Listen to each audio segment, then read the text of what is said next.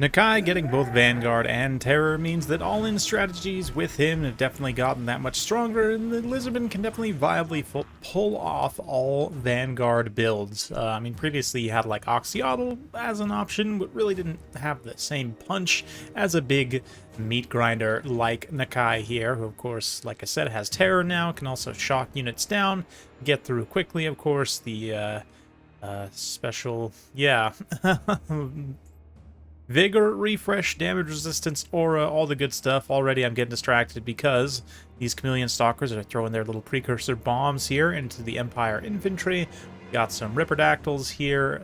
Yeah, this one from Olaf the Moose. He's got Clostodon Hunters, some Skink Skirmishers in the back, more Pterodons, and some more Rippers over on the far side. So quite the all-in Vanguard force. A lot of melee units, mostly missile units, but yeah, some good melee punch. Empire going to try and withstand here with Marcus and just a line of swordsmen, spearmen mixed. Got a column of Ironsides there, more Ironsides. Looks like a Hellblaster volley gun in the center. Nice choice. And 3 newly juiced Demigryph Knights halberds. None of them are the Royal Altar of Gryphites, though. Let's get things rolling. We've also got a Light Wizard here, looking for some nets potentially on Shem's Burning Gaze, but let's see if the nets are able to catch anything of value here. Looks like Fire Leech Bolas, yep, looking for some nice explosion damage against those tightly packed light Empire infantry. The Light Wizard's going to have to run for it. A little Flock of Doom on the side of the Empire, upgraded even for some extra damage. You can see the Clostodon Hunters charge in. They're able to get the drop. Pun very much intended on the Demis. Demis can't countercharge them as effectively, but yeah, spear support should be able to get back in and get things going. The Nolan Ironsides just get absolutely dropped very quickly with Nakai coming in. Primal Roar, use that leadership debuff as well. Miasma of Despair to just absolutely shock them off the field very quickly, and that's another good reason why I shouldn't take Ironsides, at least in land battles. But net does come down over on this far side here, and it looks like these Ironsides will be able to fire up a little bit in the air. So far not doing too much, but the volley gun also taking quite a bit of time to turn and shoot. Yeah, they gotta get all those infantries into position, or the cannon models rather, before they can begin firing, which it takes so long that, especially shooting a mobile kind of flying unit like this, can definitely have some struggles. But Demigryph Knights swinging back over, having mostly cleaned up this area here. Clostodon Hunters kind of forced to pull back as more Demigryph Knights arrive, freshly healthy. Stalkers kind of hanging around. They're trading decently well, although they're more expensive than the Empire Infantry, so it's not like wildly cost effective, but yeah, at least they're able to kind of contest as a front line here somewhat, and we'll see how things continue to develop. But Nakai potentially could try and extricate himself. Looks like that is what he's trying to do right now. Come drop a leadership bomb, maybe tear out a rear charge some of these Empire swordsmen away. Clostodon Hunters, again, trying to get the drop and use that magic as well. Nice Flocks of Doom. The Fire Leech Bolas also, their explosive damage, doing some work against the Demis. Nothing too crazy. But yeah, Demis kind of staying close to the cannons right now. We see the net from Marcus here. And that is going to hit these Ripperdactyls, although with a little bit of a bug, they're still able to get back up in the air. I'll say bug. It's existed in the game forever, so it must be intended behavior, right? See Marcus drop one with his bow there. And the Demi's going to continue to try and hold, but without any healing, they are kind of slowly getting ground down here through various means of attrition. That Flock of Doom especially has got to be netting some absolutely insane value right now. We take a look here, the Skink Skirmisher, or sorry, Skink Priest rather. 600 value, actually maybe not as much as I was expecting so far, but the one Demi kind of goes into anti-skirmish mode, which ends up with them quite separated from the rest of the Empire build. It's really a disadvantageous situation, specifically when Nakai's in the house, can come in with his Miasma of Despair. The Demigryph Knights are all strung out like killing models of skinks, and Nakai can come in and kind of solo swipe 1 or 2 down, you know, do some nice damage on their unit models. Just generally apply some good pressure here. More Demis swooping in, though. They're going to try and actually corner Nakai, finish him off here if they can. Maybe. Yeah, might have had an opportunity earlier on to do so when Nakai was kind of saturated in those spears over there. Had the Demigryph Knights kind of swung over, maybe could have gotten him with support, and that definitely would have been enough to try and overcome. But the Demis, as they are, without support, Still just getting kind of out-modeled here, and especially with the juiced-up Primal Roar, Clawstone Hunters, Toad Rage up to 200 weapon strength with bonus versus Lard, 109 melee attack. Absolutely juiced to the gills. Although I'm sure that Ripperdactyls don't have gills, but anyway.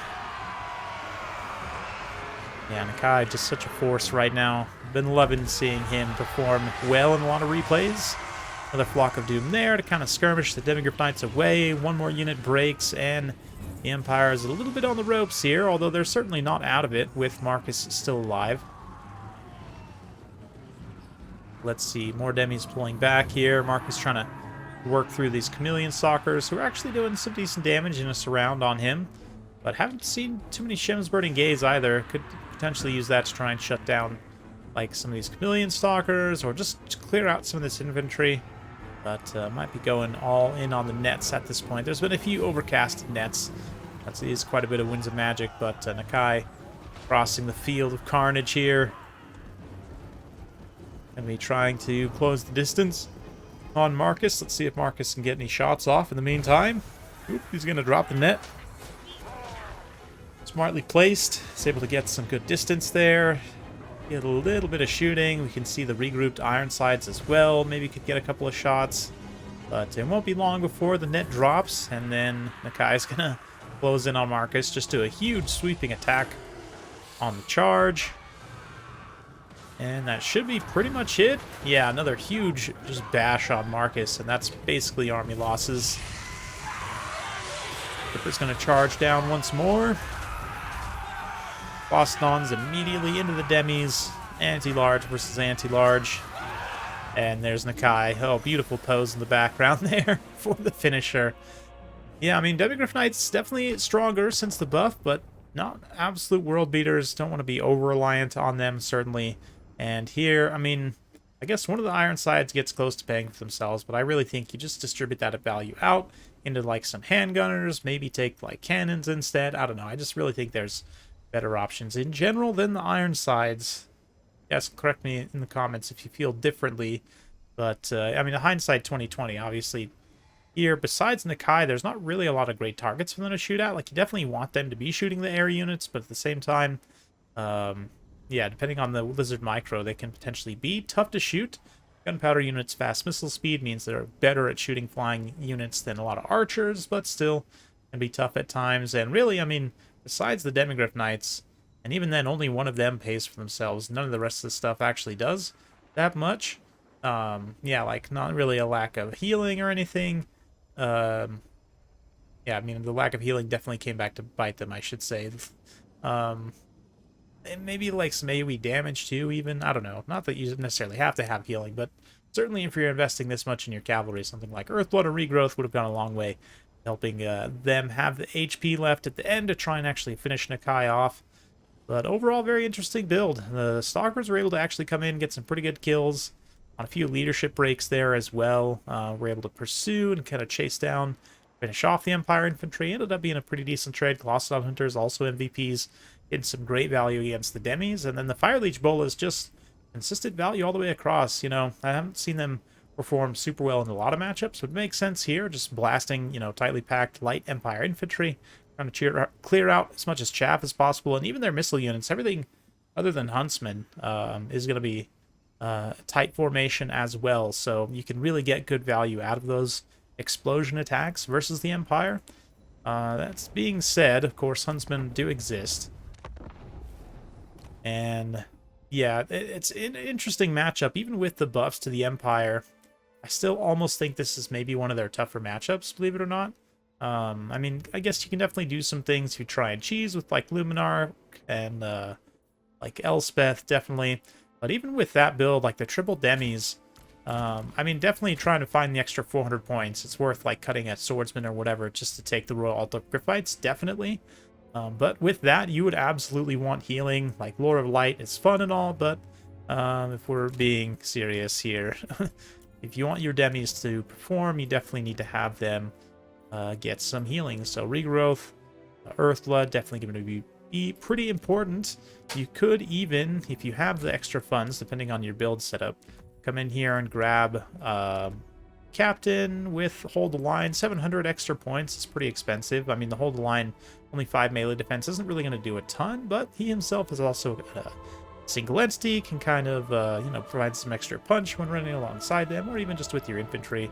But I would definitely say, yeah, healing with the demis, and then, yeah, Mark's certainly not a bad pick here by any means, but, yeah, his missile damage against Ultra HP tools. I think technically Nets and Nets is banned, actually, in terms of the characters. I don't think you can take Net of Amtok and Hunter Snare on tournament rule sets, so something like this would actually be more tournament legal anyway. And then from here, yeah, definitely a few Spearmen. Not a bad idea. Yeah, I mean, there's a few different things you could definitely try and do, but definitely just a nice block of infantry. I mean, we're sticking with the volley gun, might as well hang tight with it. And then, I don't know, I might just honestly go like Sterling's Revenge, Free Company, Silver Bullets are very good as well, and then maybe we can grab a couple of regular Free Company to kind of screen. Feels a little bit light. We are reliant quite a bit on the Altar Prophytes for AP, but then the other elements are sort of meant to support them, right? And yeah, I mean, the Hellblaster is the one kind of fun meme pick here a little bit. If you wanted to be more competitive, you might cut this out and take something else, but you guys will have to let me know down in the comments below. It's certainly, yeah, I mean, with the Demi buff, it definitely helps, but historically, the Lizardmen matchup has been tough, mainly because cavalry engagement does not go in your favor. It's these ones right here, the 850 Cold One Riders. Don't even worry about the anti-large ones, even just the 850 ones. Trading good against Empire Knights, Reichsguard, and Knights Blazing Sun has meant historically that it's pretty tough. You know, that Lizardmen can kind of do a bunch of different things in this matchup and get away with it.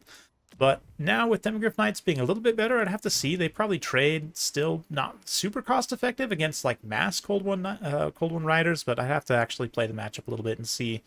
But you guys will have to let me know in the comments below your experience. We'll be talking more about demis in future videos, so be sure to tune in, subscribe for that, like this video if you liked it, share it with a friend. I would certainly appreciate it. Thank you so much for watching. We'll see you next time.